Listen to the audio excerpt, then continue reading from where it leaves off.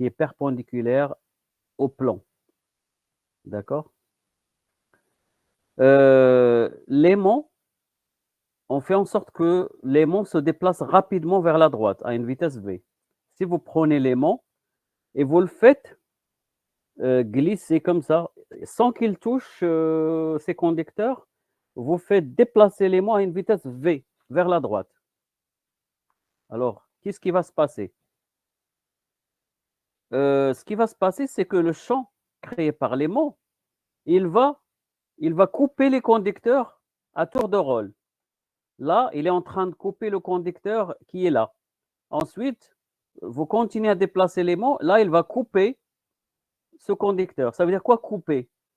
Parce que vous savez que l'aimant, au pôle Nord, il y a des lignes de champ qui sortent. Et là, ces lignes de champ, ils vont couper ce conducteur. Ensuite, ils vont couper ce conducteur. D'accord?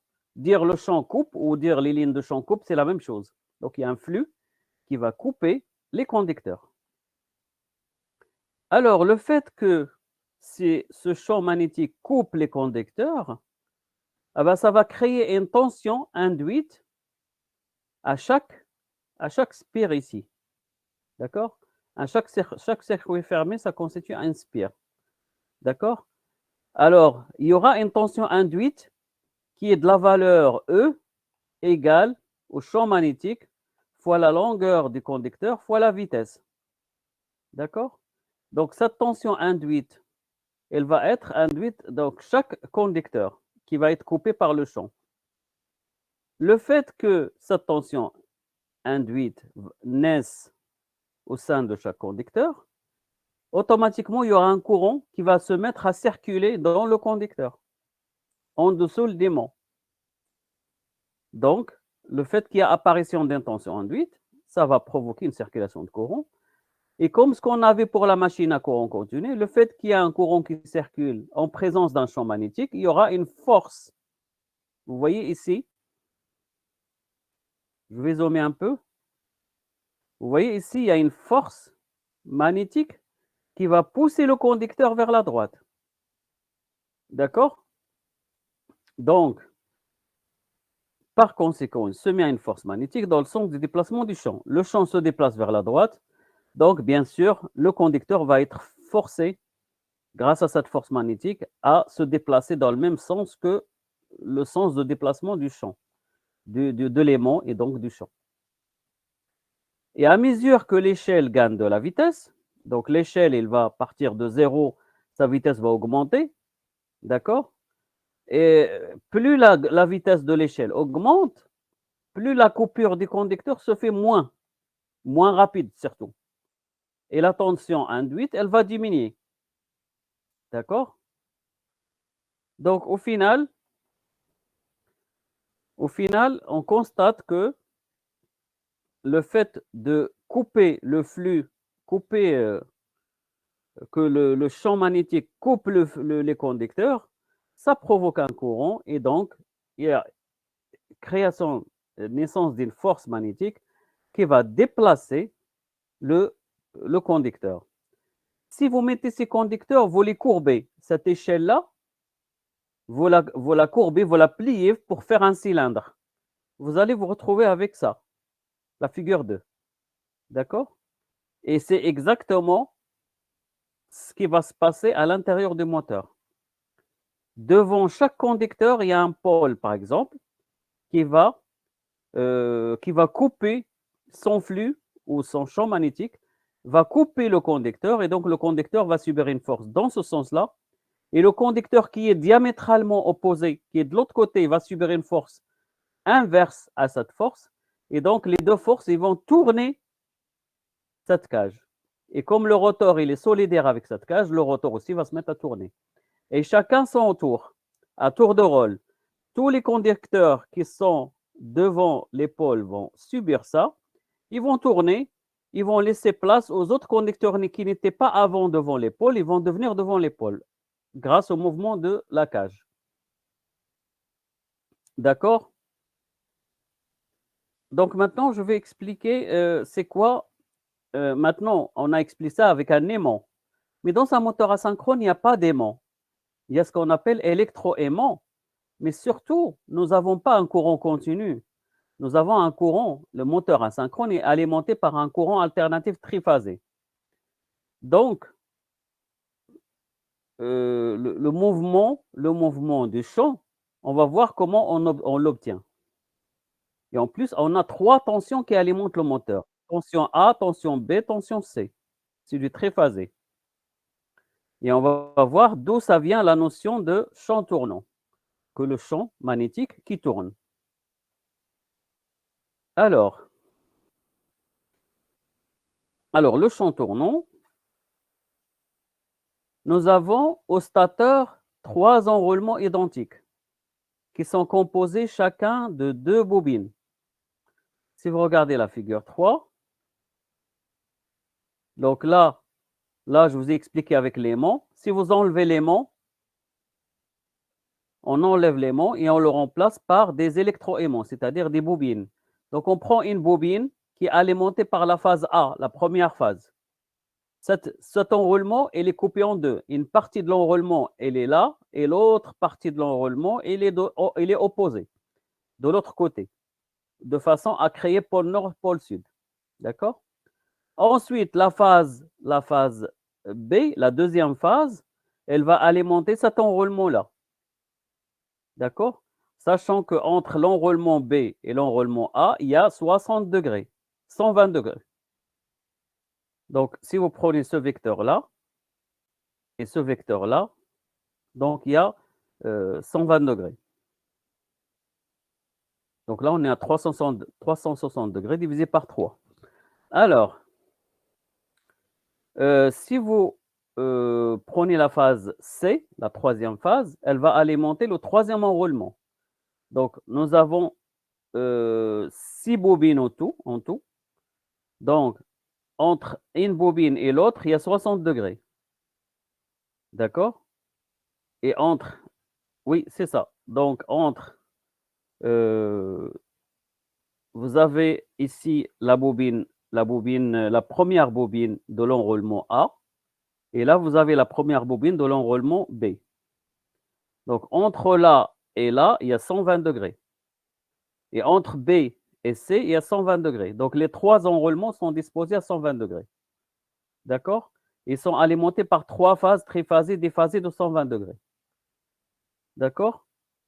Alors, donc bien sûr, les bobines sont identiques, donc pour que ça constitue une charge équilibrée, symétrique. Donc on a 3 phases A, B et C, courant alternatif. Donc les 3 tensions que nous allons appliquer, la tension A, sur B, la borne B sur la borne C, ça va provoquer la circulation de 3 courants sinusoïdales, IA, IB, IC. D'accord? Donc, les 3 enroulements vont circuler 3 courants, et A, et B, et C, déphasés de 120 degrés. Et ils vont traverser les bobines qui engendrent des flux. Donc, on aura des flux. D'accord? Déjà, il y a une formule qu'il faudrait savoir, que lorsqu'on est à 50 Hz, comme c'est le cas de chez nous à la maison, et si on a 2 paires de pôles, d'accord? Si on a 2 pôles, le moteur va tourner à 3000 tours par minute. Parce qu'il y a 120, une constante, fois la fréquence f, divisé par le nombre de paires de pôles, on obtient 3000 tours par minute. C'est comme ça qu'on obtient la vitesse de rotation. La vitesse de rotation du moteur asynchrone, elle dépend de la fréquence du secteur et elle dépend de le nombre de pôles.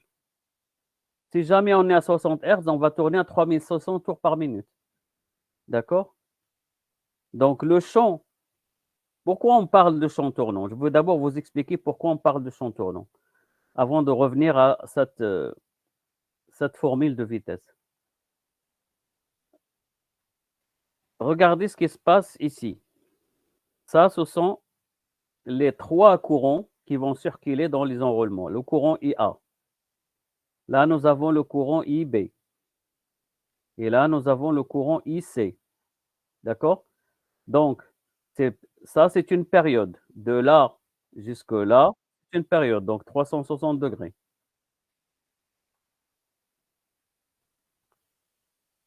Oui, 360 degrés. À cet instant t égale 0, le courant maximal, c'est le courant IA. Et le courant IA, il passe dans l'enroulement qui est vertical. Ça veut dire que le champ magnétique, il est orienté vers le haut, du bas vers le haut.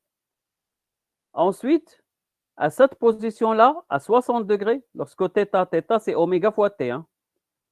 Lorsque l'angle électrique θ égale à 60 degrés, quel est le courant qui est maximal? C'est le courant IC, dans l'enroulement C. Mais il est négatif, c'est-à-dire il ne sera pas orienté comme ça, mais il sera orienté parce que l'alimentation de l'enroulement C, ça commence ici. Donc, puisqu'il est maximal, sauf qu'il est négatif, donc il sera orienté vers le neutre. Regardez bien. Je reviens sur ici. Les 3 enroulements sont connectés en étoile. Le neutre, il est là. D'accord? Donc, on alimente l'enroulement C avec la phase C. L'autre extrémité, elle est reliée, regardez bien, elle est reliée au neutre. L'enroulement A, on l'alimente par le haut. Lorsque le courant IA est maximal et positif, donc le champ est orienté vers le haut. Lorsque le courant IC est maximal et positif, le champ est orienté ici, vers l'extrémité C. Lorsque le courant IB est maximal et positif, le champ il est orienté vers le point B, de là vers là. D'accord? Et lorsque le courant IB il est maximal mais négatif, le champ il est orienté vers le point B, vers ici. Donc vous voyez, les 3 enroulements ils sont connectés par une extrémité commune qu'on appelle le point N. Donc ils sont en étoile. Je reviens à la figure pour expliquer le champ tournant. Arrivé au point 120 degrés, c'est le courant IB qui est maximal et en plus il est positif. Donc il est orienté vers le point par lequel on alimente l'enroulement B, c'est-à-dire orienté ici. Ensuite, ici, nous avons IA qui est positif, qui est maximal, mais négatif. Donc, au lieu d'être orienté vers le haut, il est orienté vers le bas. Ensuite, nous avons le courant ici, maximal mais positif. Donc, il est orienté vers le point par lequel on alimente l'enroulement C. Ensuite, ici, nous avons, vers 300 degrés, nous avons le courant IB qui est maximal, mais négatif. Puisque c'est négatif, on voit pas, le champ n'est pas orienté vers le point par lequel on alimente l'enroulement. Il est orienté vers le côté contraire. Et ensuite, pour arriver à la fin de la période, c'est-à-dire 360 degrés, c'est le courant IA qui est positif et maximal, donc on est orienté vers le haut, verticalement. Qu'est-ce que vous constatez? Le champ magnétique résultant des 3 phases, des fois, il est vertical, là, il est un peu penché vers la droite, là, il est encore penché vers la droite, vers le bas, là, il est carrément vers le bas verticalement, là, il est bien penché vers le bas, mais à gauche, là, il est légèrement penché à gauche, et là, il revient à la position initiale. Et la prochaine période, toute cette série de mouvements recommence. Donc, nous avons notre champ magnétique, il a l'impression qu'il tourne. Donc, il tourne autour de l'axe. D'accord? C'est un champ qui tourne selon les valeurs des 3 courants. D'accord? IA et B et C. On sait très bien que les courants IA et B et C, ils évoluent, ils varient de manière sinusoïdale. Donc, ils passent par un min et un max. Et les autres, ils suivent la même chose, sauf qu'ils sont décalés de 120 degrés. D'accord? Donc, c'est pour ça qu'on parle de champ tournant. Donc là, on n'a pas un aimant qu'on bouge avec la main, mais on a un champ qui tourne, on a un champ magnétique qui tourne. On n'a pas besoin d'une intervention humaine pour faire tourner ce champ. Il tourne naturellement parce que nous avons 3 courants sinusoïdaux. Donc, on a ce qu'on appelle un champ tournant. Ce champ, il tourne à quelle vitesse? Il tourne à la vitesse 3000 tours par minute. lorsqu'on est alimenté avec une fréquence de 50 Hz. Il tourne à 300 tours par minute lorsqu'on est alimenté par 3 tensions sinusoïdaux de fréquence 5 Hz. Et il tourne à 3600 tours par minute lorsque nous sommes alimentés par un système triphasé à 60 Hz. D'accord? Et la formule générale, c'est quoi? C'est 120 fois la fréquence divisé par P. Retenez cette formule, notez-la dans votre fiche résumée. NS, c'est quoi? C'est la vitesse de synchronisme. C'est-à-dire quoi? C'est la vitesse à laquelle tourne le champ. Le champ résultant des 3 phases, il tourne à la vitesse NS. Et comment calculer NS? Il faut mettre 120 fois F divisé par P. F, c'est quoi? C'est la fréquence de la source. La source est une source triphasée de fréquence F. Et P, le nombre de pôles par phase. Normalement, d'où vient le 120? Normalement, on avait juste 60. C'est parce que ici, j'ai 2P, le nombre de paires de pôles. On peut écrire 50 fois F, non, plutôt 60 fois F sur 2P. Parce que les pôles, ça marche par paire. D'accord? Et on aurait 2 paires de pôles. Pourquoi on avait le 60? C'est pour convertir le tour par minute en tour par seconde. D'accord? Donc, il faut la retenir d'une manière ou d'une autre. Je vous conseille de la retenir comme ça. 120 fois F sur P. Et P, c'est le nombre de pôles par phase. Ici, on a mis 2. D'accord? On a mis 2 pour la figure 4. D'accord? Parce qu'on a regardé le nombre de pôles. J'ai combien? Chaque phase a 2 pôles. La phase A a 2 pôles, la phase B a 2 pôles et la phase C a 2 pôles. Donc, le nombre de pôles par phase est 2. Donc, c'est pour ça qu'on a divisé par 2. Alors, lorsque les enroulements d'un stateur sont arrangés pour former 2 pôles par phase, là, au total, nous avons 6. On obtient un champ tournant bipolaire. Bipolaire, c'est-à-dire 2 pôles par phase. Et qui divise la vitesse de rotation par 2. D'accord? Normalement, lorsque vous faites 120 fois 50, alors ça vous fait 6000 tours par minute. 6000. Alors que le fait de diviser par 2, ça fait 3000 tours par minute. Si on inverse les fils de ligne alimentant le stator, le moteur va tourner dans le sens contraire, tout simplement. Maintenant qu'on a expliqué le fonctionnement du champ tournant, qu'est-ce que ça veut dire champ tournant? On va s'intéresser maintenant au démarrage du moteur. À cage décorée, on a choisi un rotor qui est sous forme de cage et non pas avec des bobinages. Alors, lorsqu'on ferme l'interrupteur pour brancher les enroulements des stateurs d'un moteur asynchrone sur une ligne triphasée, voilà les phénomènes qui vont se produire pour vous expliquer ce qui se passe. Alors, lorsqu'on ferme le circuit, c'est-à-dire on raccorde la source triphasée au moteur, les tensions du système triphasé qui sont appliquées au stateur du moteur asynchrone, ils vont produire des courants triphasés, et A, et B, et C. Ces courants triphasés produisent un champ tournant. Et je vous ai expliqué comment ça se fait qu'on l'appelle champ tournant. Avec la figure 4. Ce champ tournant, il va induire une tension dans les barres du rotor. Et la tension induite, normalement, elle donne naissance à des courants intenses, des courants de valeur importante, dans les barres. Ces barres, le fait qu'ils sont parcourus par le courant et qu'ils sont situés dans un champ, ils vont être soumises à des forces électromagnétiques.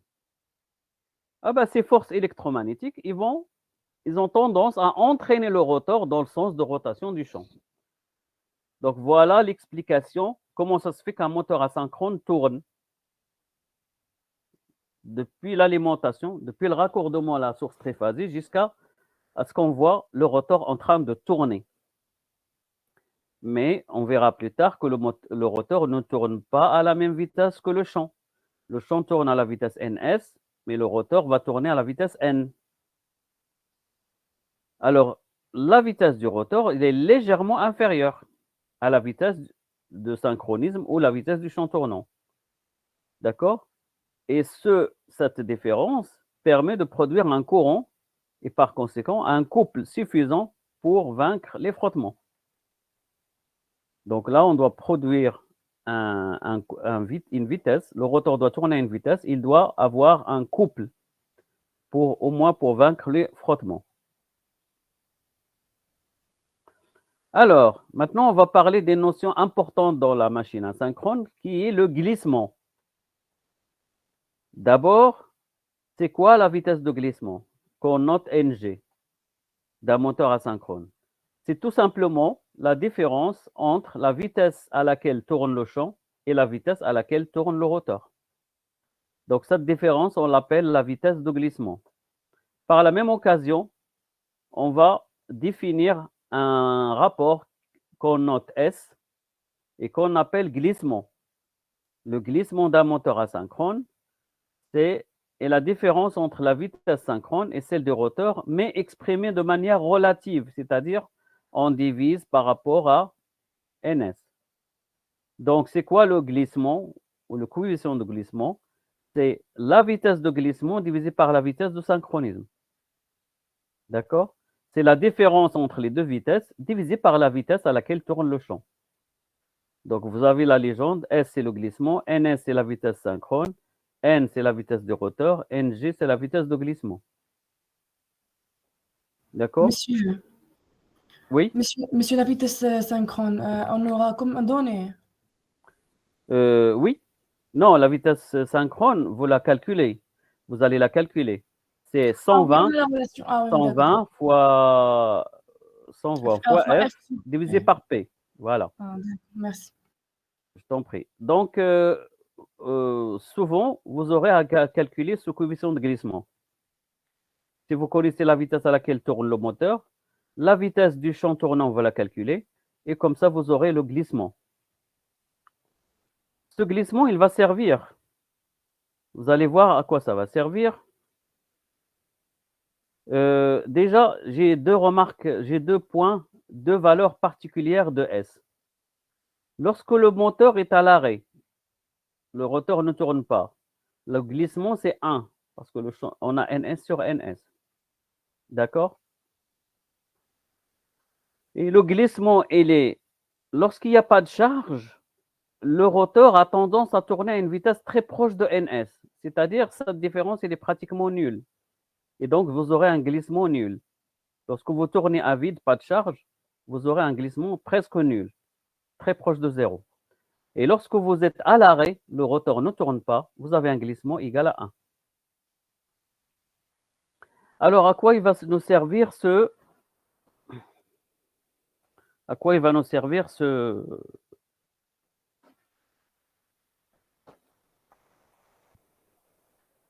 à quoi il va nous servir ce coefficient de glissement?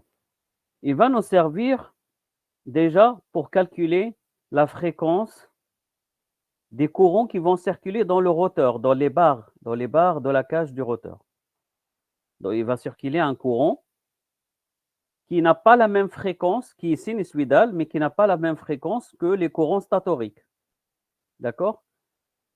Alors, pour calculer la fréquence des courants rotoriques, c'est la fréquence avec laquelle on alimente le stateur, c'est-à-dire 50 Hz par exemple, multiplié par le glissement, et on obtient la fréquence avec laquelle la fréquence des courants qui sont au rotor, dans les barres, qui circulent dans les barres.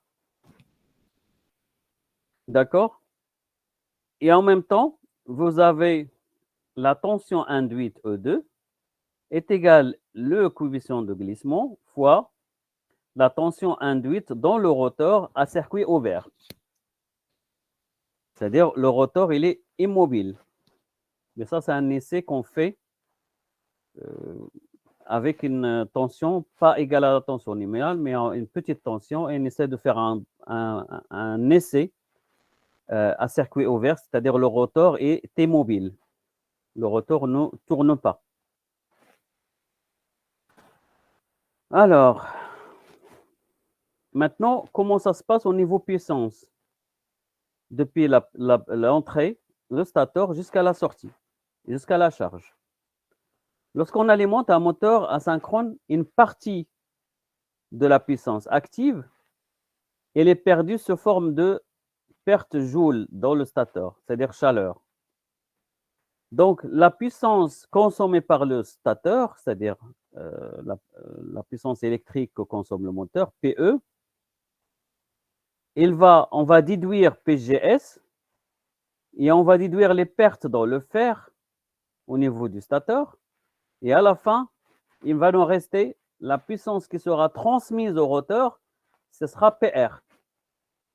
D'accord? Donc, on consomme PE, on déduit PGS, les pertes Joule stator qui sont dans l'enroulement du stator, les pertes dans le fer du stator, et ce qui va rester, qui sera transmis au rotor, c'est PR à travers l'entrefer. C'est quoi l'entrefer? C'est l'espace qui est en dessous d'un millimètre, moins d'un millimètre, entre le stator et le rotor. Et une troisième partie qui sera perdue aussi par effet Joule, c'est les pertes Joule rotor, soit dans les barres, soit dans les enroulements du rotor. D'accord? Et à la fin, il va nous rester la puissance mécanique. C'est-à-dire, lorsqu'on retire de PR, on retire PGR, il va nous rester PM. Ça, c'est disponible sous forme mécanique, c'est-à-dire une vitesse et un couple. D'accord? Et si on veut aller plus loin et on veut enlever les pertes par ventilation et par friction, qui sont notées PV, on obtient une puissance mécanique pure transmise à la charge. C'est pour ça qu'on l'appelle PMC. M, ça veut dire mécanique, et C, ça veut dire la charge. La charge reçoit vraiment PMC, il ne reçoit pas PM, parce qu'il faut retirer les pertes qui sont PV. C'est des pertes de nature mécanique. Et au final, si on veut calculer le rendement de ce moteur, c'est la puissance mécanique transmise à la charge divisée par la puissance électrique consommée au point de vue stator, à l'entrée. Donc voilà des formules qu'il faut noter, s'il vous plaît, que vous allez en avoir besoin pour le TD. Les pertes Joule rotor, on n'a pas accès au rotor, donc on a besoin de cette formule pour calculer les pertes Joule rotor. C'est la puissance transmise fois le glissement. Et la puissance mécanique, c'est quoi? La puissance mécanique un peu brute, c'est la puissance transmise au rotor moins les pertes Joule rotor. Et si on remplace PGR par SPR et on met PR en facteur, on va voir que la puissance mécanique, c'est la puissance transmise fois 1 moins S. S, c'est le glissement. Cette formule, vous l'avez déjà, c'est la même chose. 9,55 fois la puissance mécanique est égal à le couple fois la vitesse. Vous n'êtes pas obligé de connaître les deux formules, d'accord? Puisque à partir de une, on déduit l'autre. Puisque PM, c'est quoi PM? PM, c'est PR fois 1 moins S. Donc, si vous remplacez PM, vous allez obtenir, et là, vous allez obtenir cette expression-là. Si vous remplacez PM par 1 moins S PR, mais vous remplacez N aussi par le coefficient de glissement. À savoir que c'est quoi S? C'est NS moins N sur NS. Autrement dit, c'est 1 moins le rapport. Donc, je vous conseille de connaître celle-là. 9,55 fois la puissance mécanique est égal à le couple fois la vitesse.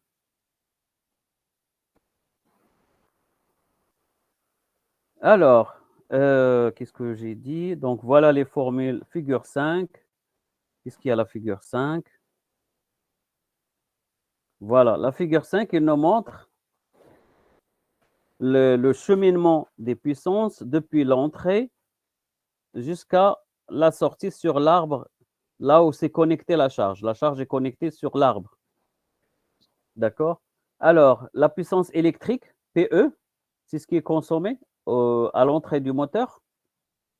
Au niveau du stateur, il y a deux pertes. Perte joule stateur, sous forme de chaleur. Perte fer, euh, dans le fer du stateur, c'est-à-dire le circuit magnétique. Si je fais PE moins PGS moins PF, elle me reste PR. PR, c'est la puissance transmise du stateur vers le rotor. Et arrivé au rotor, il y a des pertes joule rotor. Donc, PR moins PGR, on obtient les puissances mécaniques. Mécanique, c'est ce qui est disponible sous forme mécanique. Mais que l'arbre et tout ça, il frotte, il y a des frottements, il y a des frictions, d'accord? Et donc, il y a une perte qu'on note PV. PM moins PV, ça nous donne la puissance mécanique nette transmise à la charge, qu'on note PMC. Donc, voilà l'explication du bilan de puissance. C'est très important le bilan de puissance dans un moteur. Maintenant, on va s'intéresser à comment freiner un moteur. Ça, c'est très important pour freiner un moteur. Alors, la première méthode pour freiner un moteur, c'est le freinage par inversion. Qu'est-ce que ça veut dire le freinage par inversion? C'est-à-dire que si on décide Monsieur, d'arrêter, oui, monsieur, pardon, mais j'ai pas compris la puissance PV. PV, c'est pas une puissance, c'est une perte. Perte, oui. C'est une perte par frottement. Par exemple, l'arbre, il frotte par rapport au roulement et par rapport les supports qui le enfin, cet arbre-là, il est maintenu par deux éléments, deux roulements par exemple. Donc, il va frotter, les pièces mécaniques frottent entre elles, voilà, et ça provoque une perte qui est mesurée ou qui est évaluée par PV. C'est-à-dire Hmm, la quantité de perte que nous avons, c'est PV. Donc, il faut d'accord, retirer cette perte. Quand on vous donne cette donnée, il faut la retirer de la puissance mécanique reçue sous forme mécanique pour obtenir la puissance mécanique pure, si on veut calculer le rendement avec précision. Il ne faut pas d'accord, calculer avec PM, il faut calculer avec PMC. Et merci, donc, il ne faut pas oublier de retirer PV, qui est une perte. merci. Alors, pour l'inversion, inverser pour freiner, la première méthode, c'est prendre deux fils et les inverser. Par exemple, A avec B ou B avec C ou C avec A. D'accord? Le fait d'inverser, qu'est-ce qui va se passer? Le moteur, il va agir comme un frein. Pourquoi? Parce qu'on a créé quelque chose qui s'oppose au phénomène qui était en train de se produire. Donc, le moteur, il va absorber de l'énergie cinétique, qui est le mouvement, et cette énergie cinétique sera entièrement dissipée en chaleur dans le rotor. Figure 9. Voilà la figure 9. D'accord? Donc, cette puissance, à un moment donné, nous avons une puissance mécanique et comme on a inversé, on a créé l'opposé de ce qu'on a l'habitude de produire. Et cette partie-là de puissance transmise, elle va être entièrement dissipée sous forme de chaleur dans le rotor. Et donc, c'est ce qui va provoquer l'arrêt du moteur. Par contre, lorsqu'on démarre un moteur asynchrone, la chaleur qui est dissipée dans le rotor pendant la période de démarrage est égale à l'énergie cinétique emmagasinée dans les parties tournantes. D'accord? C'est-à-dire, lorsqu'on arrête un moteur par inversion, la chaleur qui est dissipée dans le rotor pendant la période de freinage, elle vaut, c'est juste pour avoir une idée, un ordre de grandeur. C'est pratiquement 3 fois l'énergie cinétique qui était emmagasinée dans les parties tournantes. D'accord? Donc, c'est le fait d'arrêter le moteur par inversion, ça chauffe. Ça fait chauffer le rotor. Il y a une autre façon d'arrêter le moteur asynchrone. C'est de lui injecter un courant continu. C'est-à-dire, on arrête la source triphasée, sinusoïdale, et on lui injecte un courant continu dans les enroulements du stateur. On sait très bien que les courants continus, ça ne fait pas un champ tournant, ça fait un courant fixe, radial. D'accord? Donc le rotor, il tourne dans le champ stationnaire. On a un champ magnétique stationnaire. D'accord? Et donc, il va y avoir une induction d'intention alternative et il y aura des pertes joules qui vont réduire l'énergie cinétique. Et donc, le moteur s'arrête une fois l'énergie cinétique dissipée. Une fois, il n'y a plus d'énergie cinétique. Et pour avoir une idée de l'énergie cinétique, c'est 1 demi J oméga au carré. J, c'est quoi? C'est le moment d'inertie. C'est en kilogrammes mètre carré. Et oméga, c'est la vitesse de rotation du rotor. C'est la même chose que la formule que vous avez l'habitude d'avoir pour les translations. Vous avez l'énergie cinétique, c'est quoi? C'est 1 demi mv carré. M, c'est la masse et V, c'est la vitesse, de translation, la vitesse linéaire. Là, on a une vitesse rotative. D'accord? Qu'est-ce que je voulais dire aussi? Le moteur asynchrone, il fonctionne toujours 99,9% des cas fonctionne en moteur. Il se peut que vous pouvez trouver un cas où le moteur asynchrone fonctionne en génératrice. Alors, lorsque le moteur asynchrone commence à tourner à une vitesse supérieure à la vitesse synchronisme, que normalement le moteur il tourne à une vitesse n inférieure à ns. Si jamais n est supérieur à ns, dans ce cas, le moteur ne fonctionne pas en moteur. La machine asynchrone fonctionne en génératrice parce qu'il va développer un couple qui s'oppose à l'augmentation de la vitesse. D'accord? Donc là, il agit comme un frein. Il agit comme un frein. Et la puissance mécanique des roues, elle est renvoyée au réseau sous forme d'énergie électrique. C'est-à-dire, si jamais au moment où il fonctionne en frein, ce n'est pas lui qui absorbe l'énergie, c'est lui qui va envoyer l'énergie sur le réseau, sur la source qui l'alimente. Et là, on peut dire qu'on a affaire à une génératrice asynchrone. Il y a une figure 7 qui explique un petit peu ça. Là, par exemple, ici, nous avons un moteur, une machine asynchrone à cage d'écureuil qui est entraînée en mouvement par un moteur à explosion, comme le moteur qu'on a dans la voiture, moteur diesel ou essence. Donc, l'énergie mécanique vient du moteur à explosion. La machine asynchrone, elle absorbe de la puissance réactive à travers le réseau, mais elle n'absorbe pas de puissance active. C'est elle qui fournit de la puissance active. Donc, elle fournit de l'énergie au réseau. Donc là, elle fonctionne en génératrice. Donc, c'est très rare, mais ça, c'est comme ça que ça fonctionne. Et en général, lorsque la vitesse à laquelle tourne le rotor est supérieure à la vitesse de synchronisme, la machine fonctionne en génératrice. Et donc, on a toujours la même formule. Hein. Donc, on produit, tout à l'heure, je vous ai donné la formule sur la forme N égale 120 fois F sur P, parce qu'on cherche la vitesse et on connaît la fréquence, parce que c'est nous qui alimentons le moteur. Mais lorsque la machine fonctionne en génératrice, on connaît la vitesse, parce que c'est nous qui entraînons la machine. Et on connaît le nombre de pôles par phase, c'est donné par le constructeur. Et nous, on cherche l'énergie fournie par la génératrice.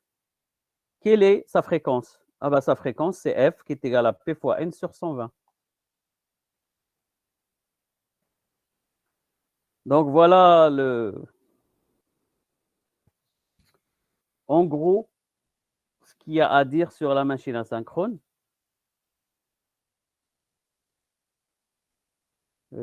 Ça, c'est un exercice dans le TD. La figure 8, c'est un exercice dans le TD. Donc, OK. Donc, ce chapitre, il est court, hein. Il n'y a que 5 pages. Donc, si vous avez des questions, si vous n'avez pas compris quelque chose, Monsieur, s'il vous plaît, oui. pour la figure numéro 4, j'ai pas bien compris le Ah, sens. OK. La figure numéro 4, c'est le point clé. C'est le point clé le chapitre. Pourquoi? Parce que c'est la figure 4 qui nous explique qu'est-ce que ça veut dire champ tournant. Alors, regardez les courbes des 3 courants, courant A et B et C. D'accord? Alors, à l'instant t égale 0, nous avions le courant A, c'est lui le maximal. D'accord? Et vous avez les courants I, B et C pratiquement les mêmes qui s'annulent. Donc, le champ, il est polarisé par le courant A.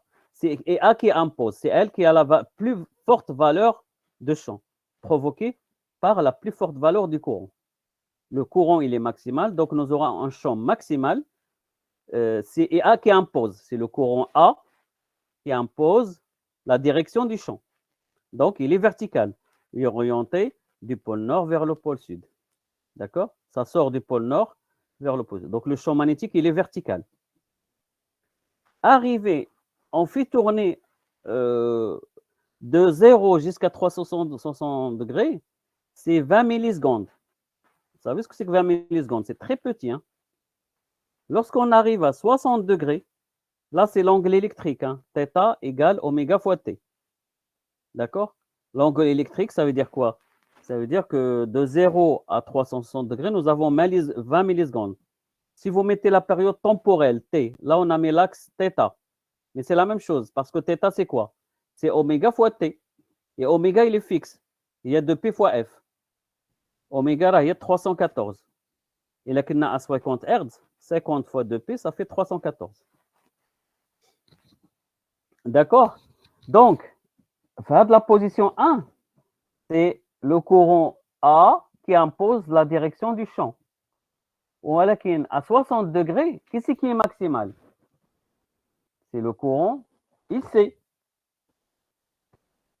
D'accord? Donc, c'est le courant C qui impose la direction du champ.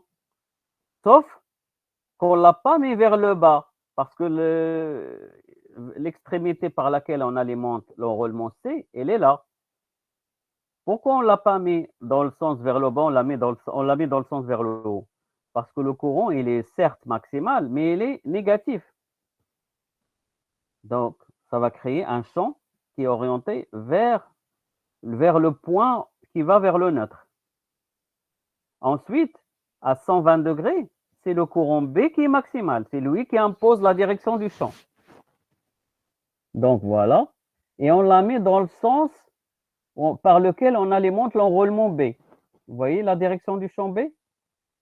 Elle est là.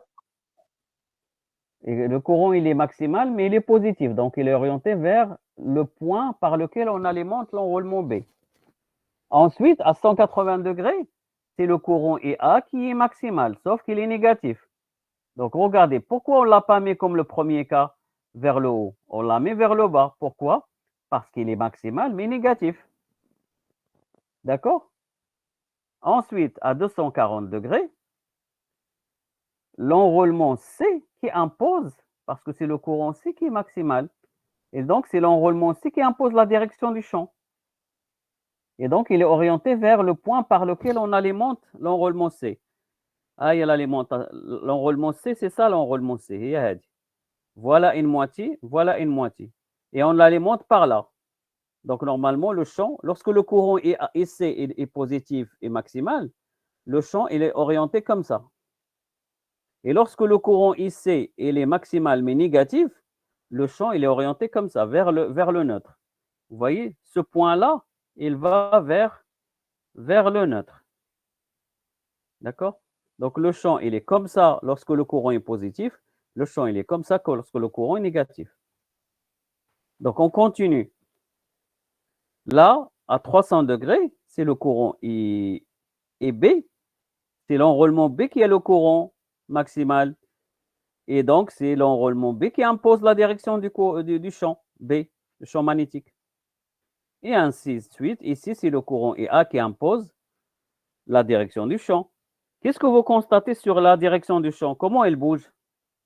Est-ce qu'elle est la même comme la machine à courant continu? La machine à courant continu, on avait un champ fixe, radial. Et là, le champ, il est en une seule période, en 20 millisecondes, le champ, il était là, il s'est incliné là, ensuite s'est incliné là, ensuite il est incliné là, et ensuite il est incliné là, ensuite il est incliné là, ensuite il est revenu à la position. Donc, il a fait un tour. Le champ, il a fait un tour, non? Vous avez remarqué? Oui. Donc, il a fait un tour. Donc, c'est pour ça qu'on l'appelle le champ tournant. Parce que nous, on avait besoin d'un champ qui bouge. Comme ce que je vous ai expliqué dans le schéma de la figure 1. Pour que un conducteur sera entraîné en mouvement, il faudrait un champ qui bouge devant un conducteur. Ici, on avait un aimant qui bouge devant le conducteur. Le conducteur, il bouge aussi. Donc là, qu'est-ce qu'on a fait? On a fait, par exemple, si le courant là est maximal, le champ il est orienté vers le haut. Et ici, nous avons un conducteur qui passe du fond du tableau vers moi. Donc, ce conducteur, il va voir une tension induite à ses extrémités. Il va y avoir un courant qui circule. Et comme il y a un champ orienté vers le haut, et le courant il est orienté vers moi, donc il y aura une force vers la gauche qui va l'entraîner. Et l'autre côté, il y aura une force vers la droite, une force ici vers la gauche et une force ici vers la droite. Et donc, ce rotor va tourner. Et lorsque ce sera le tour, quelques millisecondes après, ça va être le tour de l'enrôlement B. Quelques millisecondes après, ce sera le tour de l'enrôlement C. Et ça y est, ça fait la rotation. Grâce à quoi? Nous n'avons pas d'aimant qui bouge, mais nous avions trouvé l'astuce d'avoir un champ magnétique résultant qui tourne, qui à un moment il est là, à un moment il est là, à un moment il est là. Donc le fait qu'il tourne, ça crée un courant et ça exerce une force magnétique et ça fait tourner le rotor. Donc le secret de la machine asynchrone, c'est cette figure-là. C'est le fait d'avoir, sans bouger quelque chose avec manuellement, nous avons un champ qui bouge, qui change de direction tout seul, toutes les millisecondes. Est-ce que c'est clair? Oui, monsieur, merci beaucoup. De rien. Alors, est-ce qu'il y a d'autres questions? À savoir que la semaine prochaine, le cours, ça sera sous forme de révision, qu'on a fini les 5 chapitres. Et ça sera en présentiel.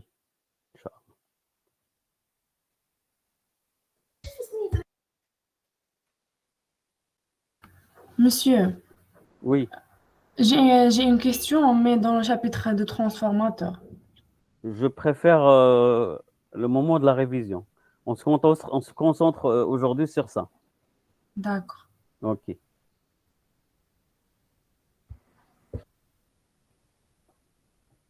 Alors, est-ce qu'il y a d'autres questions sur la machine asynchrone? Monsieur, j'ai une question. Oui. Sur le paragraphe des puissances, le couple T égale à 9,55 pm sur N égale à 9,55 PR على NS. قلت لنا Oui. نعملوا غير على الأولى ونخرجوا الثانية. Oui. PM هي PR مضروبة في 1 ناقص S و N كيفاش غنعمل باش نخرج منها NS؟ C'est quoi la relation ma bin N ou NS? Je reviens un peu en arrière. Et NS moins N sur NS, il y a S. Est-ce que tu as remplacé? ديك N majuscule هي نيت ديك N minuscule. Oui, c'est pareil. Là, on l'a écrit majuscule et là, on l'a écrit minuscule. C'est la même chose. Ça fait, merci, monsieur. T'en prie.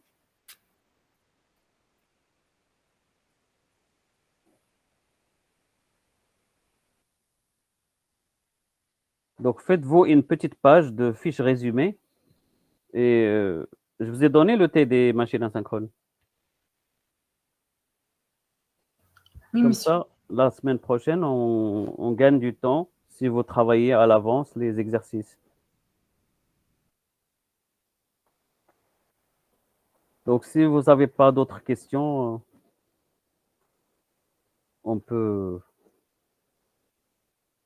je peux vous libérer.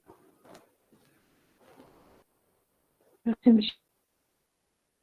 C'est bon? Tout est clair? De toute façon, avec les exercices, nous aurons l'occasion de voir mieux ces notions-là. Donc, je vous dis à la semaine prochaine alors.